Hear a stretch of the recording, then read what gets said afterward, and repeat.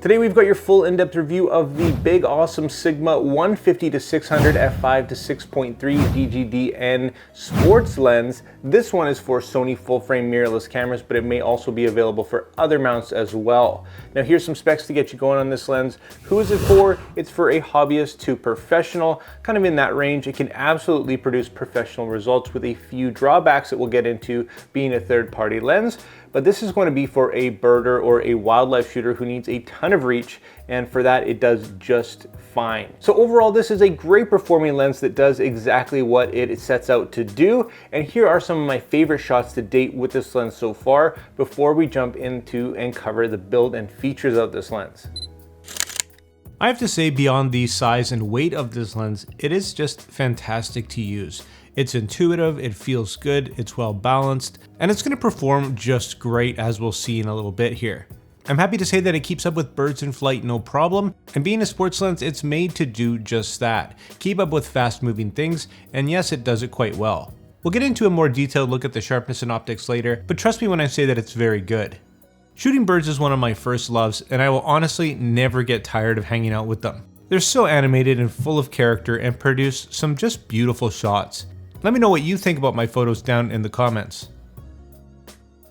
So let's chat about the build and the features of this lens. As you can see, it's not a small lens, weighing nearly 5 pounds. If you're not in shape, this thing will fatigue you very quickly. Now in terms of size, it's 13 inches long with the lens hood installed when it's not extended. Of course, it does extend as you zoom, and when it's fully extended, you're looking at 17 inches long.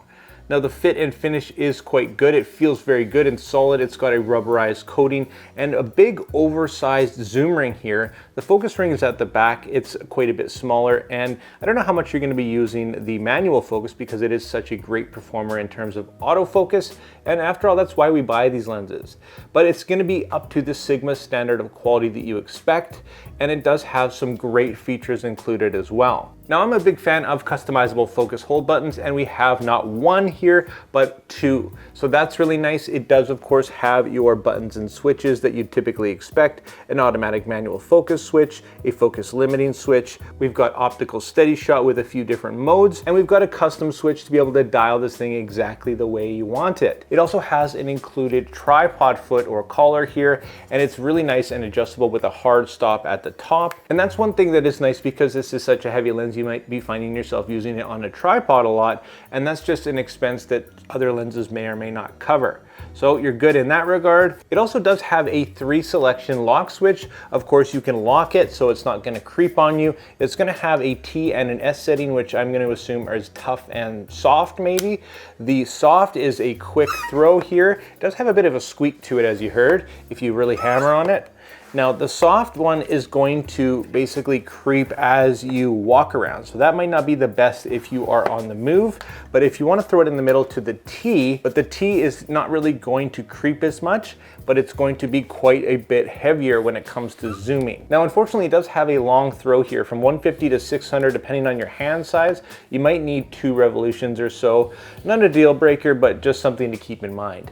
Now, one thing to consider is there are a few different lens considerations in this option, the Sony 200-600 being probably its main competitor. And the big thing for that lens is it's internally zooming, where this thing, again, it does extend as you zoom, but seems to be very well weather sealed. Of course, they're made to stand up in the weather and the rain and whatnot. It's just one less thing you have to worry about. But overall, with my experience so far, it's performing great in all the elements. On the front, you're going to find a huge 95mm filter thread, and that's going to be a big objective that you're probably going to want to keep your lens hood on here. It is kind of a curious design with a threaded kind of knob at the front, and you can just throw that on there like this. It's not a button or anything.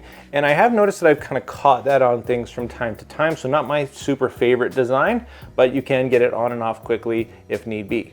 Now on the back, you'll find a nice metal mount, of course, and it is weather sealed, so you can have that confidence when you're out in the rain or shooting in the elements, and it's gonna perform just fine in that regard. Overall, for the build and features, it does have most of what you're looking for, and really not much to nitpick other than the weight for me, but really that's to be expected when you're looking at a lens like this. So overall, I give it a solid 4 stars for build and features. Okay, so let's dive into the nitty-gritty of this lens, and first we'll start with the aperture range. Now, the maximum aperture of this lens is f5, starting at 150 millimeters. It's not far into our range at about 170, where we're going to hit the middle of the road at f5.6. From 170 all the way to about 380, we're going to have that f5.6, where we'll hit our lens's minimum aperture, which is f6.3, and that's going to continue all the way down to 600. Overall, pretty standard for this type of lens, and yes, they do struggle a little bit in low light. So let's have a look at some really fast moving subjects here, some birds flying and some sporadic movement, which is what I tried to really test this thing out with. Now, I found that as the subject gets closer to the lens and the camera, it does struggle at the very close distance. And I don't mean your minimum focus distance, I mean the 10 and 20 feet. And I guess that's really the most strenuous part of it here. This is higher ISO, 1250, and this is the dying light of the day. So let's go through and have a look at how this thing did. As you can see here, the first couple, it didn't do overly well, but it actually did catch up pretty darn good. So as you can see here, for a hit rate, this is actually pretty decent for me. You can't expect, especially with the A7 IV, for you to have a very, very high percentage hit rate with this kind of photography. But for me, if I can get even, 20%, 30, 40% keepers, and all I'm looking for is one really great shot here. But as you can see, it is back focusing a little bit. This is a very quick bird moving really quickly at me here. And it actually does recover, which is kind of the nice thing. As you can see here, a few kind of back focusing issues, and then it does catch up here, which is really nice. And there's a nice image right there. So it is quite impressive what this lens is capable of in terms of autofocus here. There's a nice one as well. So again, no complaints. You just have to keep your expectations in line. It may fall behind here or there, but it definitely will catch up. And again, this is moving very, very quickly. And here's another example of a bird flying quite close here, and it nails it. And then unfortunately, again, as we get a bit closer here to our subject, as the subject gets closer to us, in fact, you do kind of get some back focusing issues here. So again, something to be aware of, but again, you only need that one image here. So something like this, birds flying right in front of you, some of the most stressful stuff out there, it does pretty darn good if you ask me. And these guys are some of the hardest to photograph, of course, incredibly fast. This is a very high 2000 ISO at the last light of the day, and it did a pretty darn good job. This is the raw file with no edits. Here is with some edits, and I wanted to show you guys a little bit of a secret, my new and updated recent workflow here. So as you can see here, 2000 ISO here, once we pump up those shadows and whatnot, it doesn't look that great. So if we're going to crop into, we're going to have some detail loss here, and as you can see, it doesn't look that great at all. So throw that through Topaz Labs Photo AI software, and we end up with this. It's just an incredible program. It's a buy once and have forever type thing. And I will drop the link down in the description, guys. If you're serious about your photography, your nature photography and whatnot, if you're shooting at higher ISOs, this is just absolutely essential. And I am absolutely in love with this software. So definitely has improved my workflow. And check out the link in the description, guys. This is not a sponsored video. Here's a look at the image stabilization performance of this lens, and this is an important aspect of a big telephoto. We want to have that ability to bring down our shutter speed if necessary, and this is a big contributing factor to great results. So as you can see, it does quite a good job. It does have two modes. One is going to be a panning mode, which I can confirm does work decently. I don't do a ton of panning shots, but mode 1, which is probably what you'll have it on most of the time, is going to perform adequately. Next, in terms of the bokeh of this lens, it does a decent job with 9 aperture blades, but it's definitely not why we buy these lenses. It can have some decent foreground and background separation, but there's also times that I see some weird chunky artifacts. I'll let you be the judge, but overall it's quite nice for me. I'm more concerned with capturing the details and having a nice sharp image, which we'll look into next. And here's a quick look at the sharpness and the optics of this lens, starting here at 150mm wide open at f5. Now the center of the image is actually quite sharp, a great performance, good contrast, good color, and as we get into the corners, we can see that even at f5, it's actually a really good performance. Even up to the very corners here, a really solid performance wide open, which is great to see. Stopping down a little bit here to f8, we can see that some vignetting disappears and the actual picture sharpness does improve a little bit. Down to f11, still looking great. And here down to f16, still completely usable.